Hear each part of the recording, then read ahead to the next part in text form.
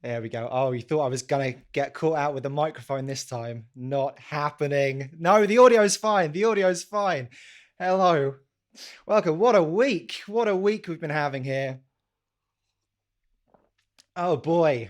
There's a lot going on in the news lately, isn't there? A lot going on in the news lately. Let's have a look. Florida's DeSantis positions himself as Trump's heir to the White House. Yeah, we heard about this?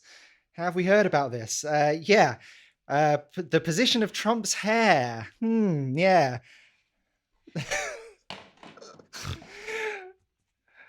Oh, writes itself. Trump. We're not doing more Trump. There's too much. We've done too much Trump. We had 4 years of Trump already. John Wayne Gacy docuseries asks if he might have killed more people than known. Yeah, not sure I can. No, I can't do anything with that one. Dead at 80. Jeez. No, I can't do ones about that. Republican Julia Letlow wins special congressional election in Louisiana, NBC News projects. Yeah. Well, I guess they should probably be renaming her Julia Let High. Probably be calling her Julia Let High if she's projected to be winning a special congressional election in Louisiana. Well done to Republican Julia Letlow. Good friend of the show. Friend of the show.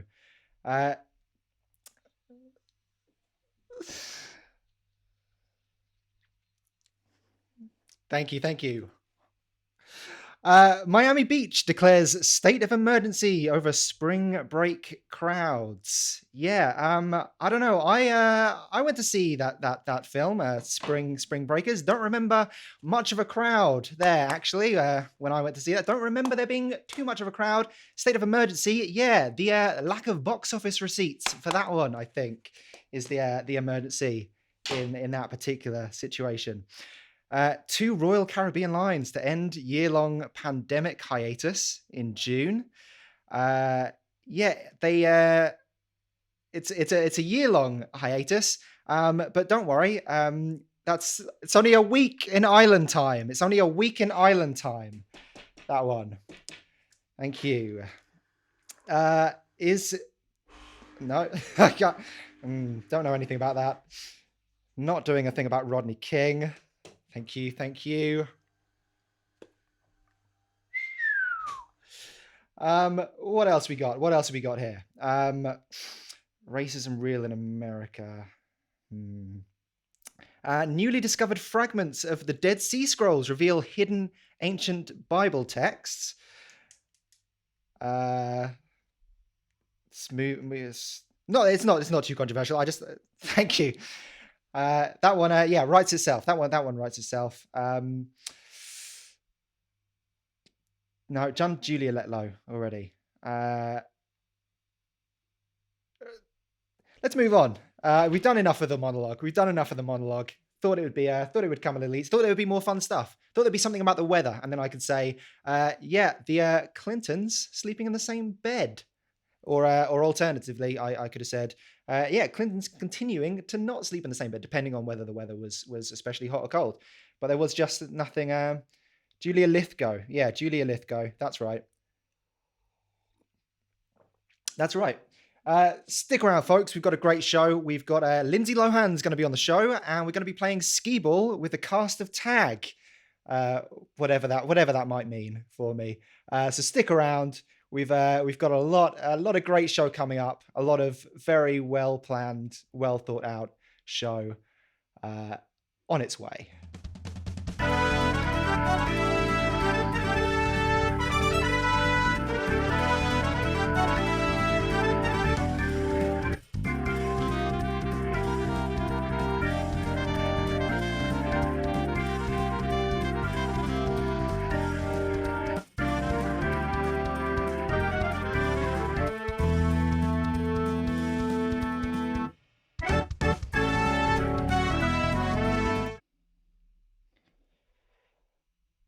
Right, welcome back, everybody. Let's talk to the audience. I like to talk to the audience a little bit. Didn't know.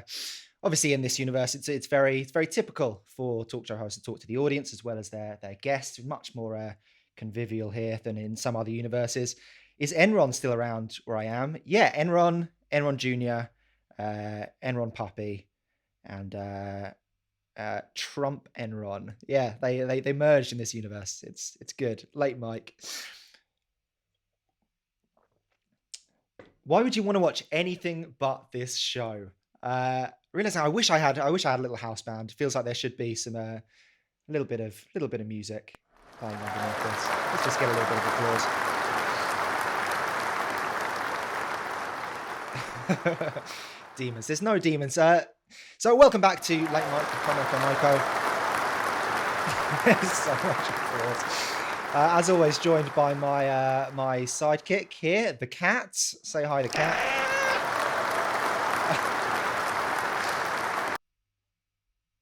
Yeah, that's right. That's right, the cat. So let's the cat is good. Everybody agrees that the cat is very good. Let's see what's going to happen now. It's in a slight change to what we were planning to do today. We've got. Thank you. We have Lindsay Lohan coming up on the show. The wonderful Lindsay Lohan. Let's put our hands together as Lindsay Lohan approaches the seat.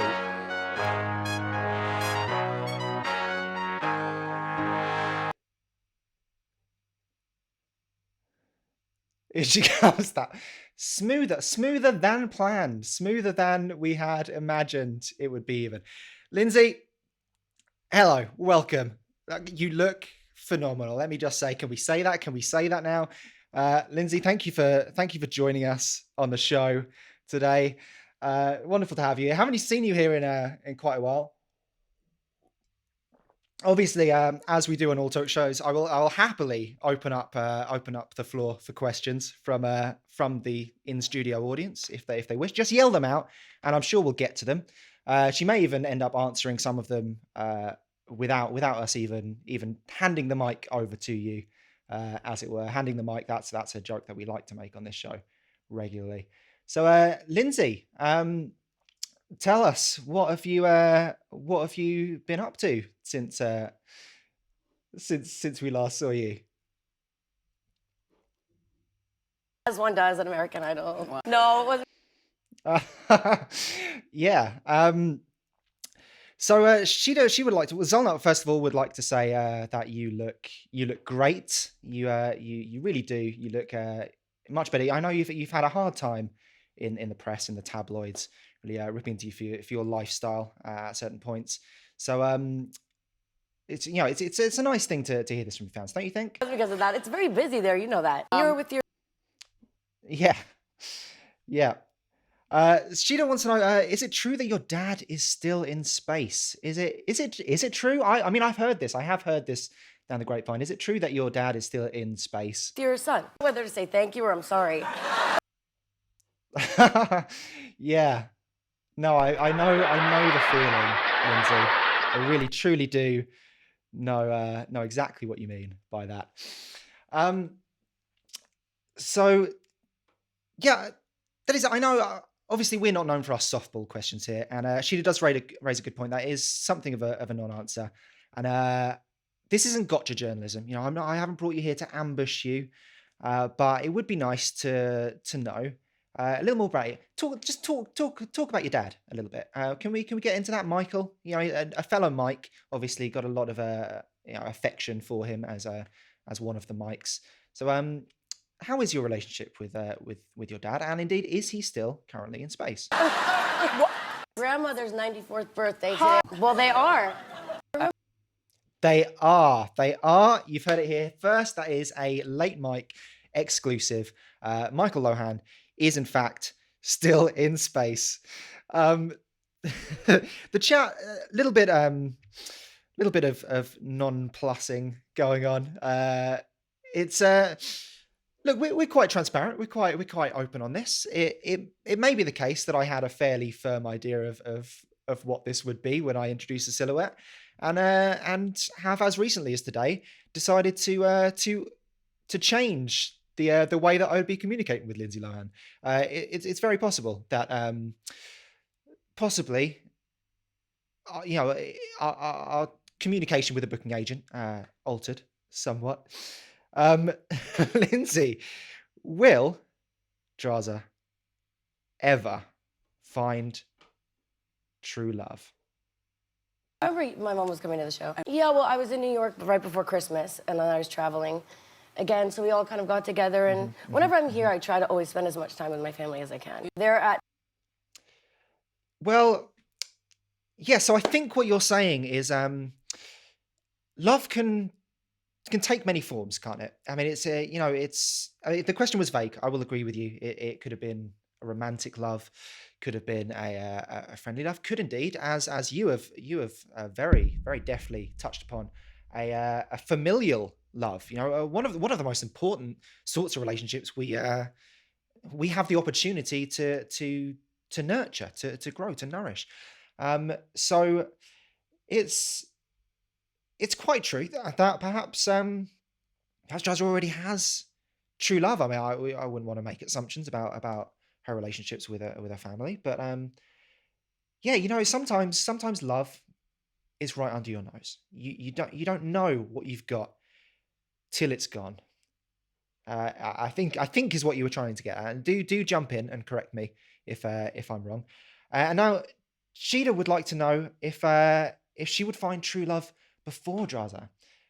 So I don't know if you've got any thoughts on that. I know you don't really like to get in the middle of these things nowadays. You know, you're trying to live a drama-free life, but maybe you just indulge us just this one time for old time's sake. What do you say, folks? You think Lindsay should indulge us, should humor us?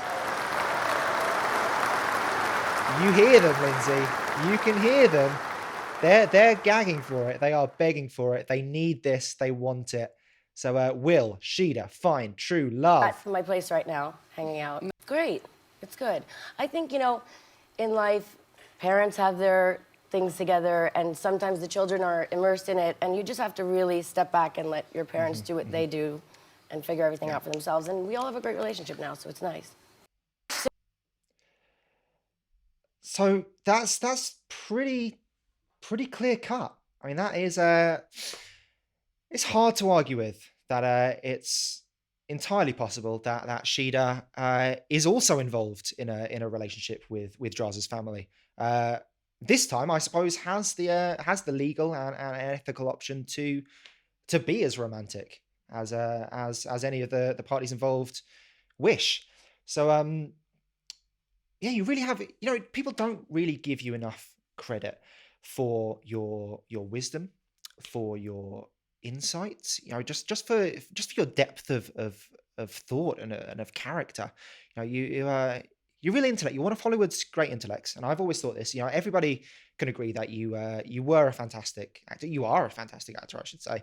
And it's really the personal issues that got in the way of what could have been a remarkable career. Not to say that you didn't achieve a lot at the young age that you did, but it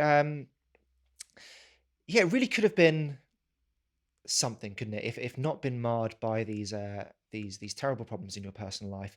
And I think what Draza is driving at with the next question is along that lines of what you could have achieved, what you have achieved, what you should be proud of.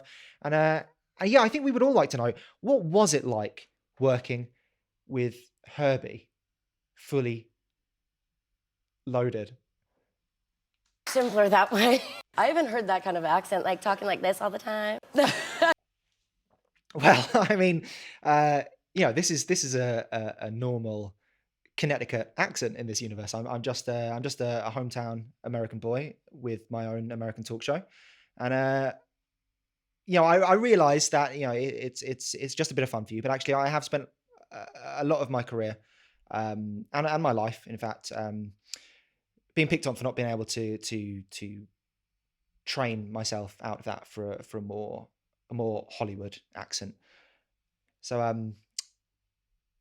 know we're all friends, but maybe let's just stick to the question of what it was actually like working with Herbie fully loaded. Yeah, well, it's not actually that funny. I don't know. I think everybody, has their own path in life, and we all go through ups and downs in life. And especially with me, kind of being the public, a lot of pressure was on a lot. I didn't really know how to have a private life because I was so young and running around too much and surrounding myself with people that probably shouldn't have been around. That weren't there really to support me. That were just there for the lifestyle. And so I wouldn't blame anyone on anything I've gone through in my life. My parents they're their own people, and everyone goes through things in life, and I was one of them. It was a lot, in all honesty. Yeah, I am sorry. I am sorry for blowing up at you just then. Because I do know that we're part of the reasons why we're good friends, and many people might not know this about us. We are friends on and off the set. We're not just act like we're friendly on the talk show when you're on the couch and I'm here in the hot seat. We have spent a lot of time together outside of that, and I think a big reason for that is our similar experiences of being hounded by the press. I mean, we both dated Samantha Ronson, and that was just a terrible time for both of us. I think we were both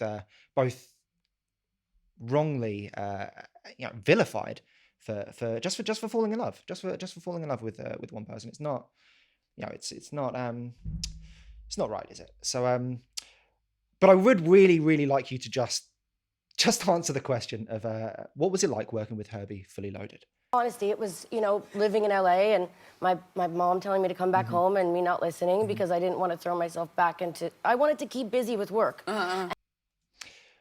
So Herbie was one of these bad influences. You're talking one of these bad actors in your life, and you're saying that it was Herbie fully loaded that set you down the path of becoming the tabloid's favorite front cover star, favorite topic of conversation, favorite hot topic. And I suppose in many ways Herbie was work for you. You know, Herbie, it was a job that brought you into each other's orbit, as it were. But you know, Herbie had a similar thing of being cancelled. We didn't call it cancelled back then, but you know, it was a long gap between Herbie movies. Um, and you know, it was a similar thing. Herbie retreated from the spotlight due to due to being hounded by the press. You know, due to the pressures of fame. You know, Herbie uh, was a professional. Yeah, Herbie was a craftsman. Herbie was very into the art of filmmaking, and not just in front of the camera, not just the acting, but Herbie. You know, a lot of people don't realize Herbie was a sort of amateur film historian. You know, I don't know that I ever knew anybody who knew more about, you know, the history of cinema than Herbie did. You know, Herbie was really very passionate, and it was a struggle, I think, for Herbie to only become known for these sort of fluffy, family friendly, sort of light comedy, sort of Disney films that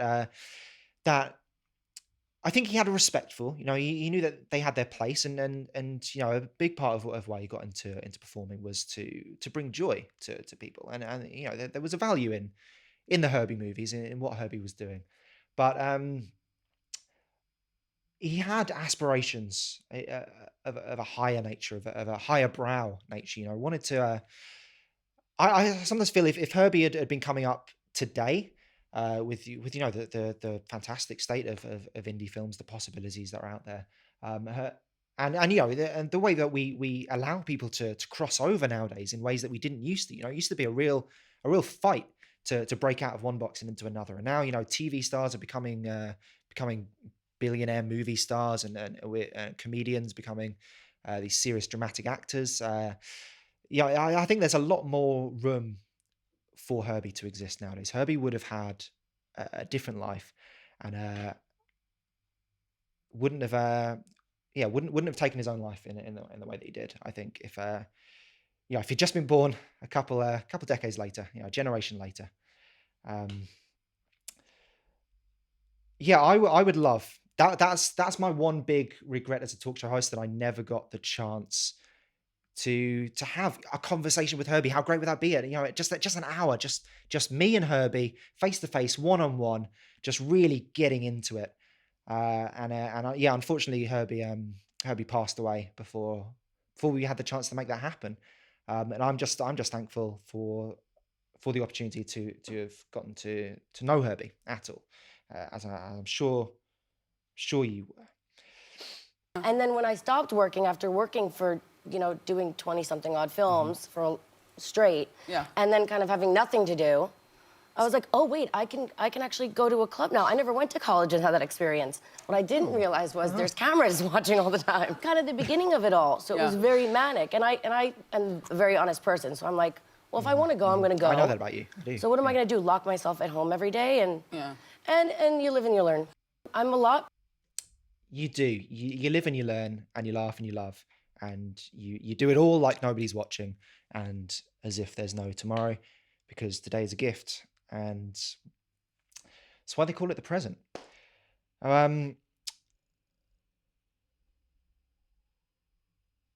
Sorry, that really that got me. That got me, Lindsay. That really touched me. Yeah, it's not great to be locked up. Yeah, Sheeda, who's you don't know Sheeda. You wouldn't know, what would you know Sheeda for? Not famous in this universe, maybe not in any universe. One of our audience members here every week. Stopped really trying to fill that seat with someone else. You know, when somebody just you know, every week she's in the queue for the ticket lottery, and after a while we just had to kind of give in. You know, it just is what it is. We can't choose our audience. Synth, hello, Synth, another member of our audience there. Maybe in another universe, I could have had a conversation with Herbie, just me and Herbie, just me and the love bug. But the thing was, you know, when you're a love bug, people think that you've always got to be feeling and expressing love. They don't allow you that space to feel these other emotions, these other very valid, important emotions. Yeah, sure. Sure, if that was an appropriate moment for laugh, that was a deep. Hate is the other side of love. Hate is the flip side of that coin that we call love. Um, so Lindsay, what else has been going on with you? Let's just I'm not look. Let's take the notes, right? Okay, go on. Let's just sit and have a conversation, shall we, Lindsay? Let's forget about what we're here to plug, and all this scripted stuff, and let's just have a conversation, you and me, as two human beings. Let's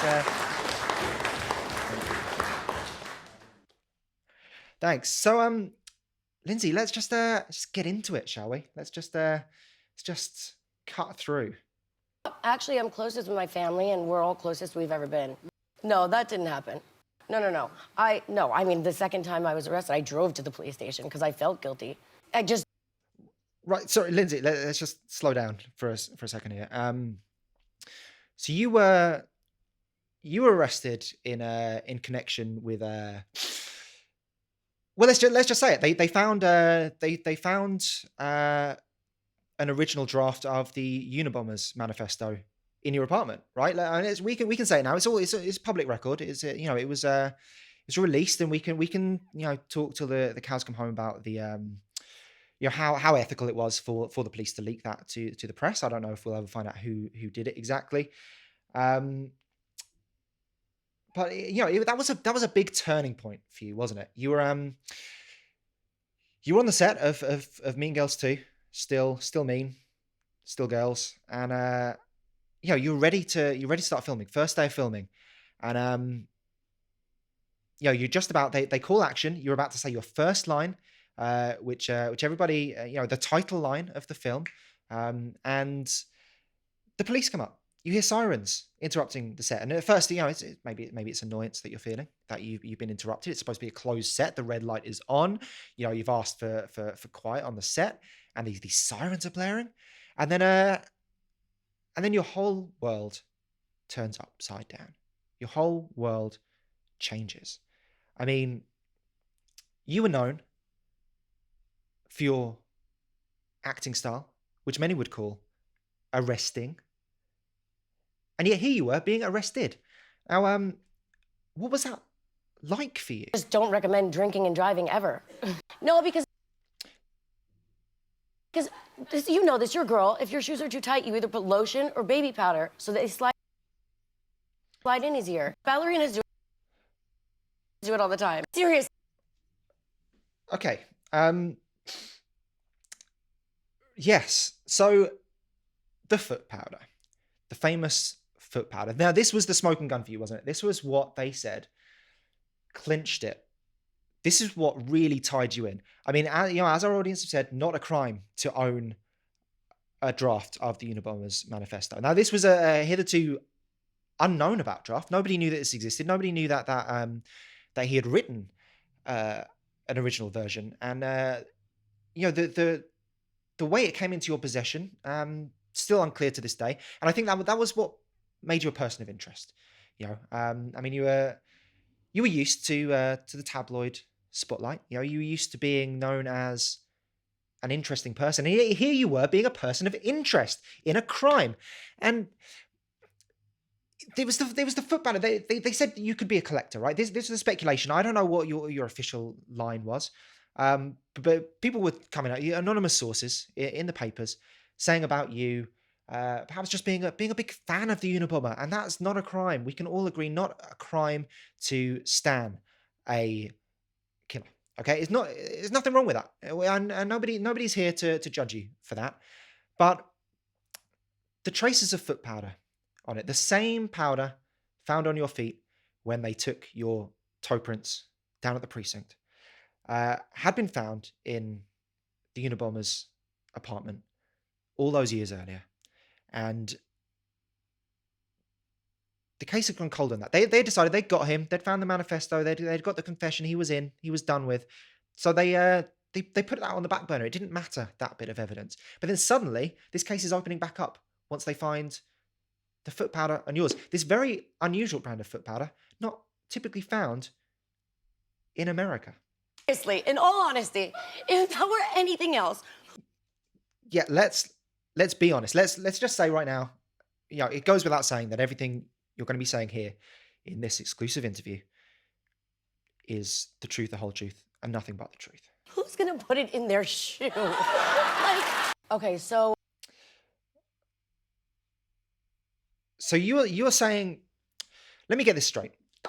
You're saying that you were framed. Is that the implication here? We're saying that that if you had the foot powder, you wouldn't have put it in your shoe. Well, where else would you have put it, Lindsay?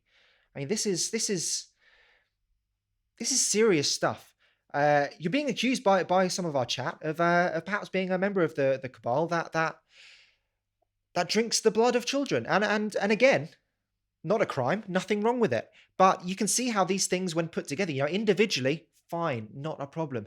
But when they start to add up, when they start to stack together, it does put together a rather interesting case for you being, and I'm not going to say the Unabomber, but perhaps we were dealing with a duo bomber.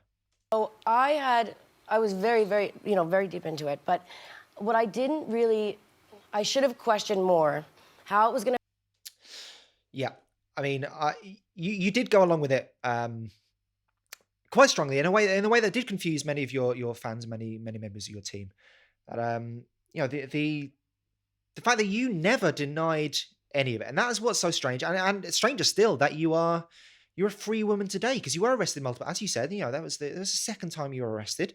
You went there feeling guilty. You wanted to confess your guilt. You kept saying, "I'm guilty, I'm guilty, I'm guilty," and yet you sit here in front of me, having faced no charges in the case of the Unabomber, or the Duobomber, as many now are calling it. Many people are now saying Duobomber. It's trending worldwide.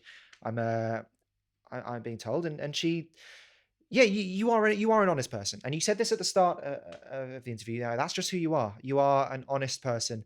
You come out here, no holds barred, shooting from the hip, guns swinging, akimbo, cartwheeling through life, on hands of honesty. Do you think this is fair to say? Gonna feel to move back to New York after living in California after so many years, moving my whole life back, having my family around for the first time. So I threw myself into it, and Oprah was great with me because I was like, I think I need like a few days just. Hold on now. So now we're implicating. We get it. We're getting this. We are getting this. That you are suggesting that Oprah, and to be fair, you're being very sensible in just using first names here, because I mean, could be any Oprah, could be any of the Oprahs. But you're suggesting there was a third person, a tri-bomber, perhaps. Yeah, some of our chat are saying that perhaps you should be checking out the Midwest. I mean, we're right. Yeah, LA, stressful. New York, stressful. But is it not true there are other parts, the shitty states, the flyovers, the ones that are just kind of there in the middle, now livable, something to consider. Well, in fact, I know that you are in fact not a full-time, permanent resident of this country, America, anymore. You went and you opened your club in Athens, Club Lowen. And you're finding a lot of a lot of solace there. The culture's different, the rules are different, the ways of engaging with celebrity and celebrity culture are very different in Europe. Yeah, and yes, perhaps as some of the audience are coming up with, obviously, how it works on late night shows, how the audience are free to just type in their comments at any time, and they all appear here on my desk, no matter how awful or insulting they might be. And they're suggesting that perhaps, if you were a killer, and we're not here to say, unless you want to confess here in an exclusive interview, that you are in fact the tri-bomber. If you were to kill, to leave LA, to leave New York, these would be things that you could do that would be sensible options for you. That would mean that you would never be caught. You could kill as many people as horribly as you liked, uh, as openly as you liked, and who would catch you? I mean, who is looking for Lindsay Lohan? Who is Lindsay Lohan when she's in the Midwest? Who is looking for Midwestern Lindsay Lohan? It's I know obviously you've traveled outside. We talked about you've got a club in Greece, and again, the state of law in Greece, in mainland Greece, is shoddy. I mean, we can all agree, as at a minimum we can say that it's lackluster. It's then there's not a particular interest over there, perhaps in curbing violence or attacks or a series of planned out bombings. It would be the perfect place for an aspiring Unabomber to move to. And we know also, I know I'm going to get raked over the coals, pun intended, if I don't talk about your stint in the Hell Dimension. I know you have, in fact, you're a favorite of this channel. You have popped up, almost as though you're just the first celebrity that comes to mind when somebody's thinking what would be a funny celebrity to have on a cable 2 show. You quite often seem to make an appearance around various young men. Uh, and I know that I would be amiss if I didn't mention that you were in fact the proprietor of both a Planet Hollywood and a Planet Fitness, I believe, having watched it back in the Pain Dimension, and that seemed like a perfect gig for you. Why would you give all of that up to come back up above into our realm, into our dimension, and have to go through all of this drama again? Just to actually settle. But because I really wanted to just start and I wanted to get back into work, whatever kind of work it was. Yeah, I was. But there were times when I was in my bedroom and then there were the camera crews there and I was like, there's just too much stuff. It's too much clutter. You got to give me like an hour. I called. Right. I feel like, again, we're skipping. You're, as we said, you're one of the great intellects of Hollywood, and your mind just works a lot quicker than me. So I feel like I do need a bit to catch up in here. So you're saying you came back up above to our dimension, to our universe, which we can all agree this universe, in which I am a late night talk show host, is the prime universe. This is the universe that everything else is a spin-off of, and you came back up here because you wanted to work. You have this ethic like no other. Famed for the work ethic, in fact, and I suppose just being sort of a figurehead, I guess, because once you open Lindsay Lohan's Planet Hollywood, Lindsay Lohan's Planet Fitness, how much hands-on work is there for Lindsay Lohan? What are you doing? You like to really get in there, get your hands dirty, aren't you? I feel like in another universe, if there are Lindsays in another universe, you'd be a farmer, or involved in operating heavy machinery, something where you really get stuck in. So you came back up here because you wanted to work, and then, and I do feel like we've skipped over something. We've missed some context. You've got men in your bedroom with cameras causing you yet more problems.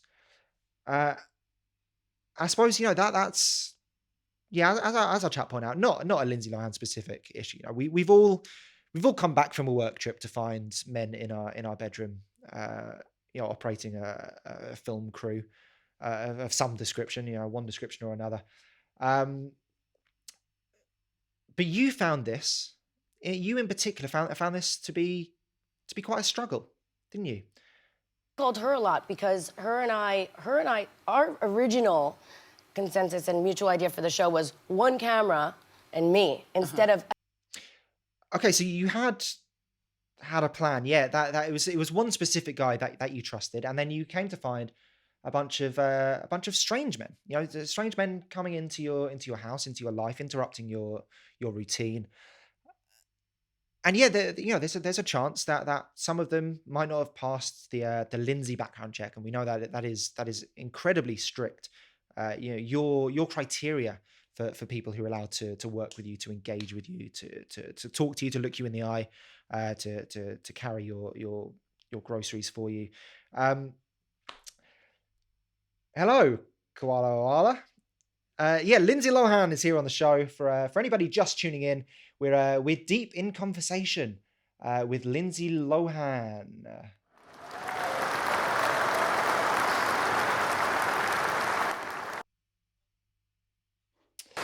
Yep, we've got some overlap there.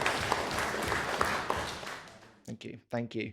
Oh yeah, do make sure to get your hot dogs from the guy who walks around the little bleachers with the hot dogs. He'll be yelling, hot dog, get your hot dog, and the like as he goes around. And I'm sure we'll get that all in a not post because this is live, obviously. But there's a very clever, very underpaid guy who manages to avoid all of that in the sound mix. So let's go back to the audience. There are some questions that need to be answered. All right, we feel like we've done it. We've been dealing with the Unabomber stuff and the pain dimension stuff and the strange men in your bedroom stuff for perhaps long enough.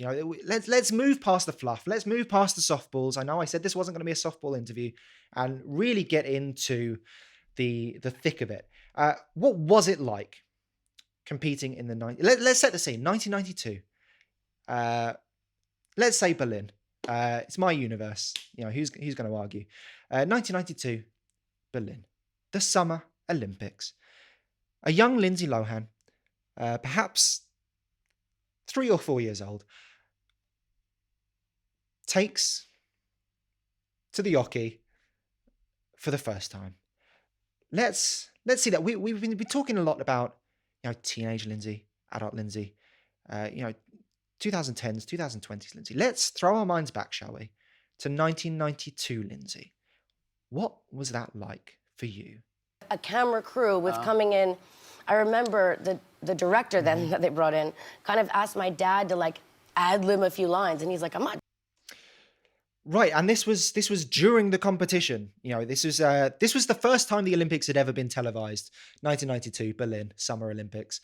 And we were still figuring things out. I was, as a young man, I was an intern. That was one of my first jobs in the industry. Actually, was working on that televised broadcast right here on Cable 2.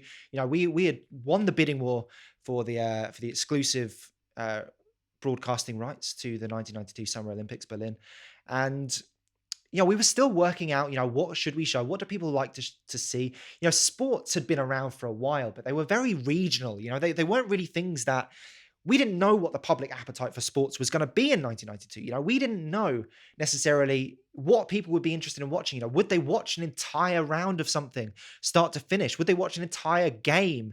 Would they watch through, multiple weeks of sporting events?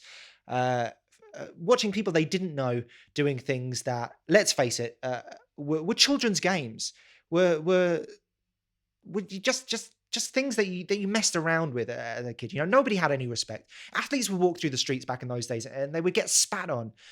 Much in the way that Orwell wrote about returning soldiers.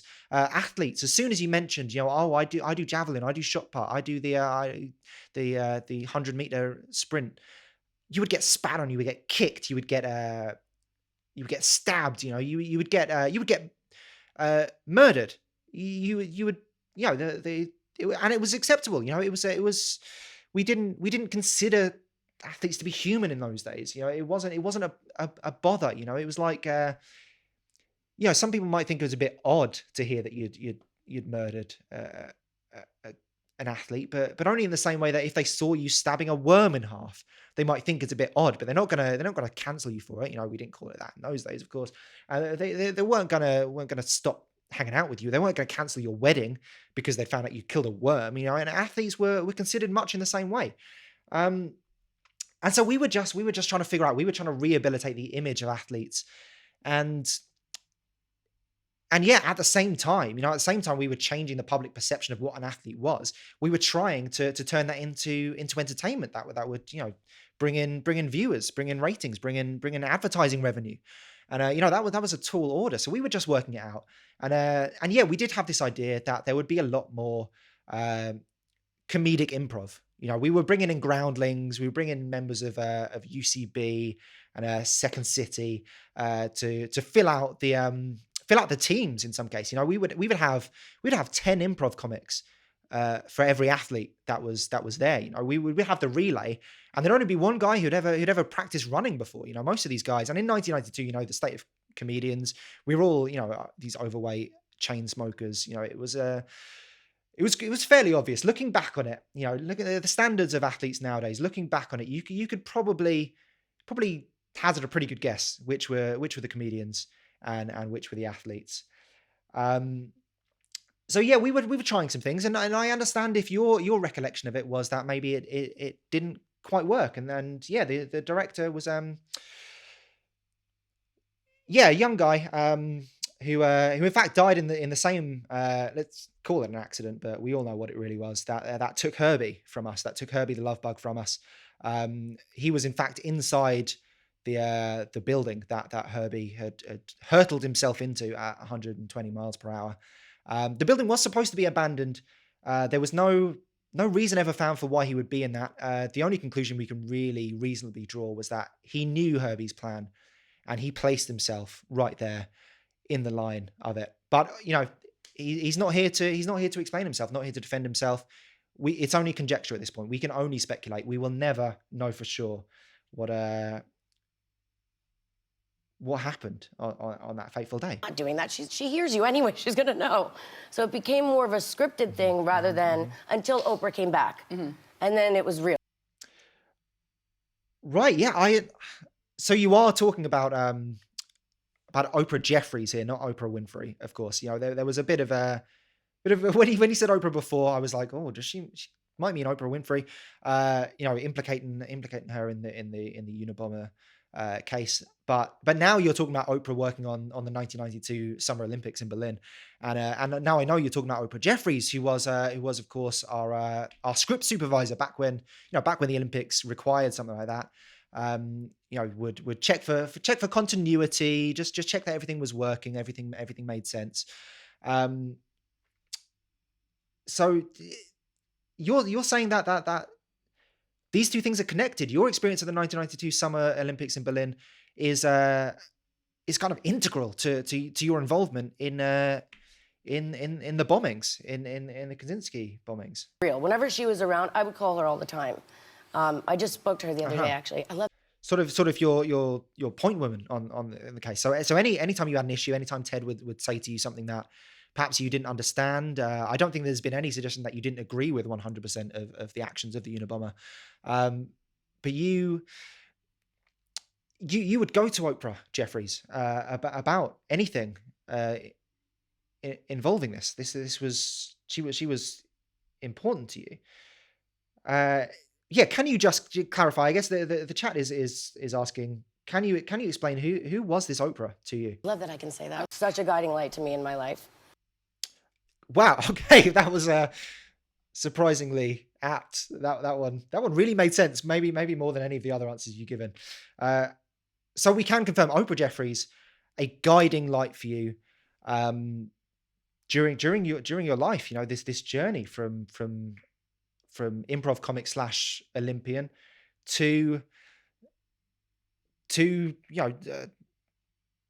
involvement in the murder and attempted murder of several people, and then finally onto fame and fortune as a Hollywood actor, as the star of Mean Girls, as the star of I Know Who Killed Me, as the star of Herbie for the Love Bug.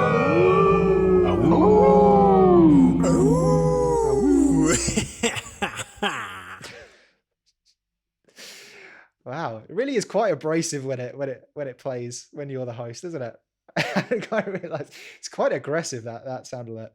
As the star of Grand Theft Auto, is that correct? That must be correct. Why wouldn't it be correct?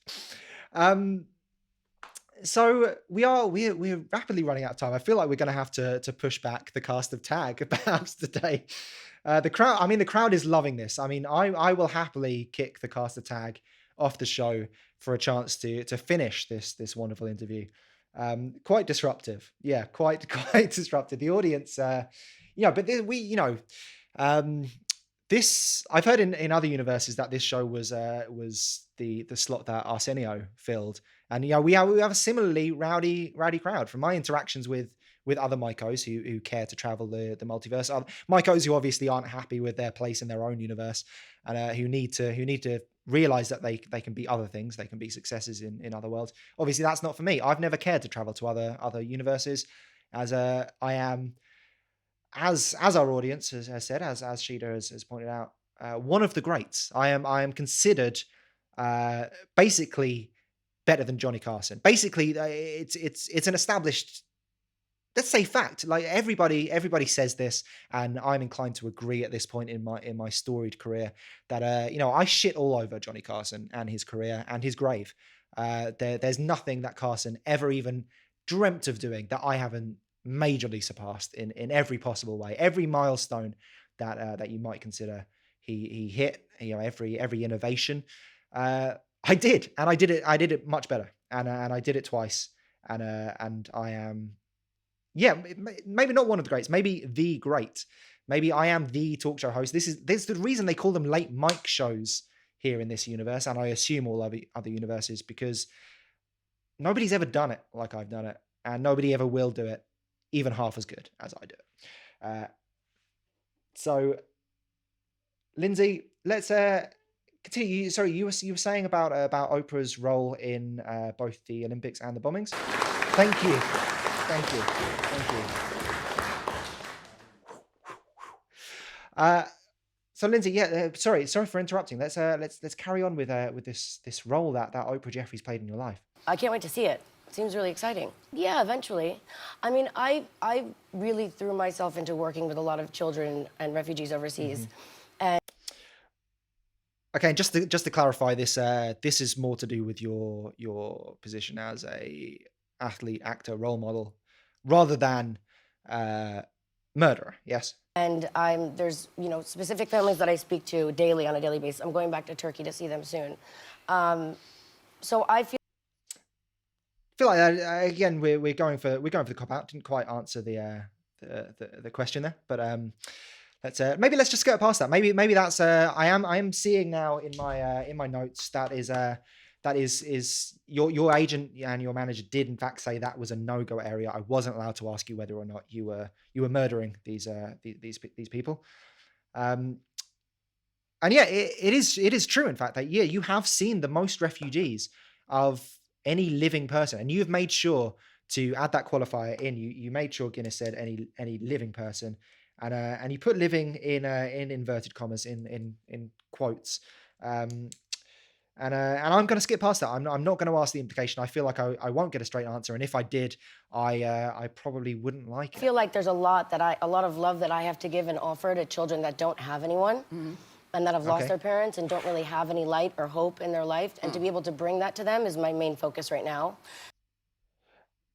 Okay, and again, I feel like I really want to skip past, but I can't. I should just. We need like a little asterisk under there in the record and at the bottom of this screen, just pointing out that obviously we're good friends. I have a lot of love for you, a lot of respect. But the things that bring you joy and the things that bring you love, things that make you feel the thing that most of us refer to as love and affection, these things that bring you joy are quite different from what might bring us that same sort of joy. You are well, I mean, you love explosions and fires and carnage. I mean, this is the Lindsay Lohan experience. Love it or hate it. If people want you at your best, they have to take you while you're making improvised explosives and dotting them around town and inserting the instructions for the manufacture of these explosives into children's books at the library, for instance.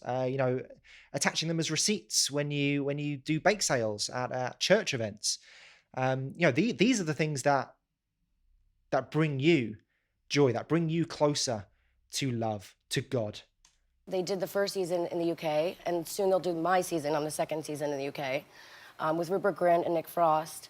And I mean, we're getting. I need to check with the CT. I wish is Super Jazz around at all? Is Lawyer Mike anywhere around here? Because I do need to check how many names can we drop in an interview of this nature, about this subject. Can we possibly suggest that Lindsay Lohan, the Unabomber, Oprah Jeffries, Rupert Grint, Nick Frost are all in cahoots with each other? Can we say this? Can we say this? And Matt Lipsy directed it. I really enjoy. And Matt Lipsy. Let's add Matt Lipsy. I mean, maybe not quite as known as the other people. Might not feel the impact of that on his career quite as strongly, but still, bears pointing out that we don't have any proof of these allegations. We don't know for sure that Rupert Grint, Matt Lipsy, Nick Frost, Oprah Jeffries, and the Unabomber were all in working together. What we do know for a fact is that Lindsay Lohan was involved in all of these things, and I'm starting to suspect the incident of Herbie and the 1992 Olympics director, did happen shortly after work on Herbie Fully Loaded, and much as we have this connection, this strength of friendship that we have. I am going to be going home. I'm going to be buying a cork board on my way and some red string and some little tacks, and I will be trying to piece some of this together in a way that perhaps I hadn't attempted to do so before.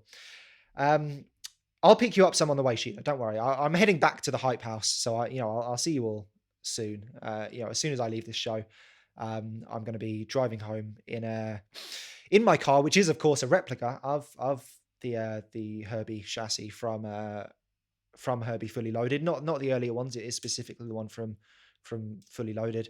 That some say, there was whispers when I bought it that it was in fact the original chassis from Herbie. That his spirit lives on in it. That I was in danger. I mean, they said, the salesman did say to me, "You buy this, you are in danger. If Lindsay Lohan ever catches up with you," and then he trailed off. He just kind of looked off into the middle distance and handed me the keys just like that. Just didn't even look me in the eyes. Handed me the keys and walked backwards into his office. And that was the last I dealt with it. He slid the paperwork under the door from inside his locked office for me to sign and pass in back to him. And that was the deal done. Visiting hours end at 4. God, what time is it now? I never know what time it is. We're around 1, 2. Yeah, it's fine. I'll be home in the next couple of hours without incident. Don't worry. Nothing will happen to me on the way home. Nothing could happen. We don't even have a crash sound effect attached to the board. So what could I possibly do? Even if I worried for my life and limb, I'm sure nothing would happen whatsoever. Enjoy my serenity that I found while living in Dubai. One, it's illegal to have paparazzi. You can go out and have fun, but it's a different kind of fun that you have, and I just feel very safe. I have a very safe environment of people, and it's just a different healthy. I mean, it's nice for me to come here, work. I have a lipstick beauty line coming out, which we'll discuss at some point. Yep. And so that's very exciting. Sure. So I can come here, do my work, and then go and look at everything and plan. And again, need to clarify, by your work, by going out and having fun, by coming here and doing your work, you are in fact talking about indulging your dark passenger, yes? Plan out how I want to plan it, so that when I'm here, it's work and family, and I really can just enjoy my time when I have my own time. I don't have a man. And take that as a yes. No, really, I don't. I'm like in work mode. I like it.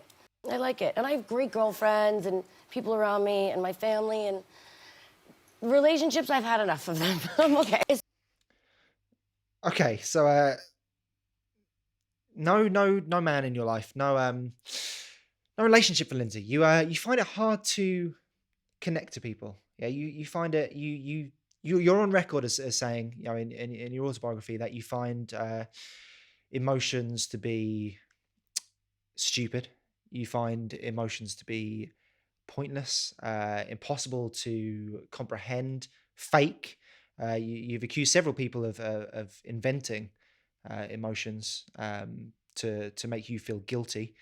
That you think that they're that there's a conspiracy to suggest, and you said this to, as far as I know, every director you've worked with, and when they've asked you to emote, when they've asked you what you would feel in a scene, you've walked off several sets, because you say that you don't like to be made fun of, you don't like to be laughed at, that the very idea that that any person, these people that you're pretending to be, these characters you're portraying, that they would have emotions, that they would have these sensations inside of them when something happens, it would make them feel something. You you told them that you wouldn't work with pranksters. I mean, you've turned down the opportunity to work with George Clooney many times because you feared that he would do the same thing. You visited him on set one time, didn't you, when you tested for him, and found that he was encouraging actors to dig deep into these emotional memories, and you just walked off. You slapped him in the face and you walked off. Uh, incensed at the fact, which by the way is an emotion. But you just had this rage, that the idea that you would respond to anything with anything but cold, hard, rational thought, and yes, occasionally extreme violence. That the idea was ludicrous to you, wasn't it? It was nonsense. Especially when in LA you're always around other actors and all these different things, and I really like just Yeah. being okay with me. And when it happens, Right. Okay. So you're saying, again, that people should accept you the way that you are. That this is you. People shouldn't ask any more of you, which is absolutely valid. I do agree. I mean, there is a case to be made that you shouldn't be being taught to fake these things. You shouldn't. If you don't feel sad about something, there's no reason that you have to pretend otherwise, or force yourself otherwise. That absolutely does seem fair enough. I mean, it's hard. Yeah, it's hard being in LA around these actors who just want to feel things all the time, and they just want to portray these emotions, and they want to express these things, and they want to help manifest them in ways that people can see and receive and understand and relate to, and enjoy. And that's just not for you, is it? I mean, that's fair. Yeah, as Synth is saying out in the audience, that yeah, if you want an actor who feels things, if you want an actor, say the script calls for you to learn about the passing of a loved one, and you're supposed to show this in some way, this sadness, this grief, this remorse, this regret. There's 100 actors. Get Jennifer Lawrence to do that. She can do that. But you want someone, and again, I am quoting verbatim from your autobiography. You want somebody to portray the reality of it, which is, to instantly call up the executor of their estate, of their will, to find out how much it's both going to net you and cost you. These are things to consider. You say, whether they're expecting you to pay for the funeral, whether they've paid for it themselves, whether it's illegal, you're asking for their legal counsel, whether you can just throw them in the incinerator that you have out back on your own estate. That perhaps you would just hang up the phone with that brought this news to you, and get on with your day. Perhaps it didn't move you at all. That if you want somebody who's going to really show what you consider, and many may disagree, but this is your truth, that is the way that it would go. And again, quoting verbatim from your autobiography, that's fine. Yeah, cool, Gilbert Gottfried. If that is your thing, if that's what you need, if you need your precious emotion, and again, quoting verbatim, you even included footnotes to get the inflection of that right. Yeah, cool, Gilbert Gottfried. He can do it. He can do it. You don't have to, right? He does it so you don't have to. He's a hero to you because he cuts through all the nonsense, doesn't he? In a way that you just don't feel like you should have to. and it will happen. I like men. I was living in LA. I'm not saying it's a bad thing. Okay, yeah. I mean, yeah, we all love Gilbert. We all hold him up as the model of a man, of what a man can be, could be, should be. Um, and you're suggesting that you are romantically linked. I mean, we said earlier you're not seeing anyone, but you do want it known right here on national TV, on multiversal TV, that you are available and interested for Gilbert Gottfried. But no, I'm not dating right now. I think they're Okay, so you do want that made perfectly clear. Um, I'm sure I'll book a you know Gilbert, don't you? Yeah. So we'll hook you up. What do we say, ladies and gentlemen? Should we hook Lindsay Lohan up with Gilbert Gottfried? Should we do we smell a love connection here today? Yeah. Okay. Yeah, I think they want it. I think they want it.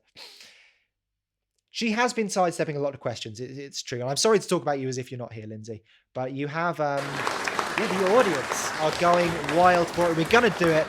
We've got a big surprise for you, Lindsay. We are in fact going to hook you up with your dream man, your long time, lifetime celebrity crush, Gilbert Gottfried. I'm really focused on the Broadway show right now. Oh yeah, I go to SNL when I'm in town. I go to Lauren, run to Steve Higgins. I think I've been for a while now. Yeah. I mean, So these are the lists of your past lovers, things that you try to use to fill the Gilbert shaped void inside you. You know, the other people that you've tried to date. Yeah, Higgins, Lorne Michaels, the entire cast of SNL.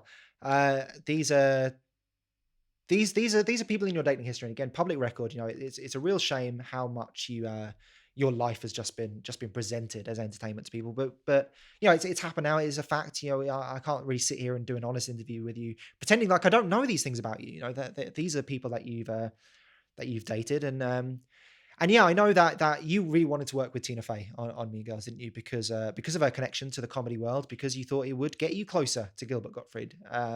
That this was what it's all been about. You know, much like man who I'm blanking on, which maybe is a good thing because I do spend a lot of these shows talking about murderers. But you know, much like the guy who was in love with Jodie Foster, trying to assassinate the president to get her attention. It has been suggested, was suggested upon your arrest for the Unabomber Manifesto, that you were doing this to try and get the attention of Gilbert Gottfried, that you wanted to you thought, you believed at the time, and perhaps it's not something that you necessarily strictly believe in anymore, but you did believe for a time that he wanted you to do this. You thought there were coded messages in his specials, in his appearances. Beverly Hills Cop 2. You thought he was talking to you through the screen. Iago. You thought you play it backwards, and there were messages to you saying he wanted you to commit these heinous acts. You know, he wanted you to commit these crimes. Everything that's gone wrong in your life is a result of your affection for Gilbert Gottfried. Is this right? I did take note. I'm starting a movie that we're filming in Riyadh. It's actually the first movie in 35 years that they're Lindsay, now allowing this is women to go to deflection. cinemas. And it's Stop it's an talking all-female around the cast. question, It's Lindsay. called Frame. I'm afraid I'm And going to it's have a to really push you great on this. story. I'm It's going about to a have to girl that insist comes that from you America. answer the She question, leaves her Lindsay. husband, and she How goes and she starts to understand the you culture. got an She's a inkling that photographer. Gilbert Gottfried And is she starts to responsible for culture, everything understand that how is the going women wrong there. in your There's life? fencing Lindsay, is a big thing for women I'm there. going to need you to So answer there's this a lot of question. fencing The courses and people horseback demanded, riding, and the women kind of the take audience. her in to understand why they cover and why they do these things, which I didn't get time to go to LA and sell it yet. We haven't really discussed that, but you were really supportive of the prank show that I was discussing. No, it's really great to see you, and thank you for having me, and thank you for having my whole family. And as one does. And Okay, so afraid that's all Lindsay would be willing to talk about there.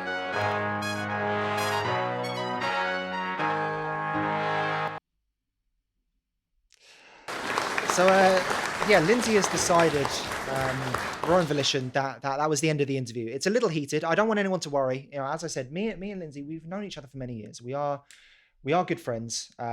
This is just a little bit. And, you know,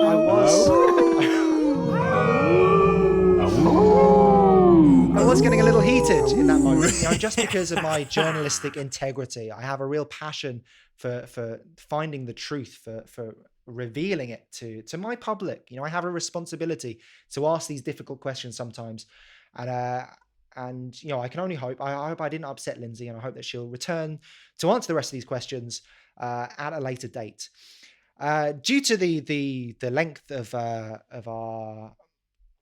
our interview with Lindsay, that really went somewhere that I didn't expect it would. You know, we might not have time for for the cast of Tag to appear. I mean, they've decided that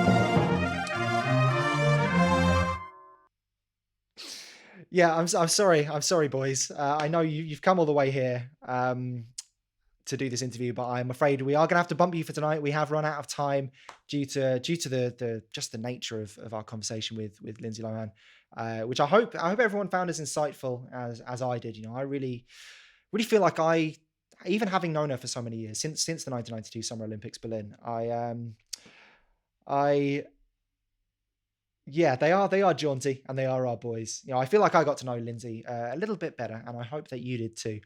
Um, but that is all the time we've got here on Late Mike with Maiko. So do stick around later on. We've got some great stuff coming out later. We've got Warp Zone at 5, I believe, followed by some Fantasy Flight. So don't change that channel. Don't go anywhere. We've got plenty more to come here on Cable 2.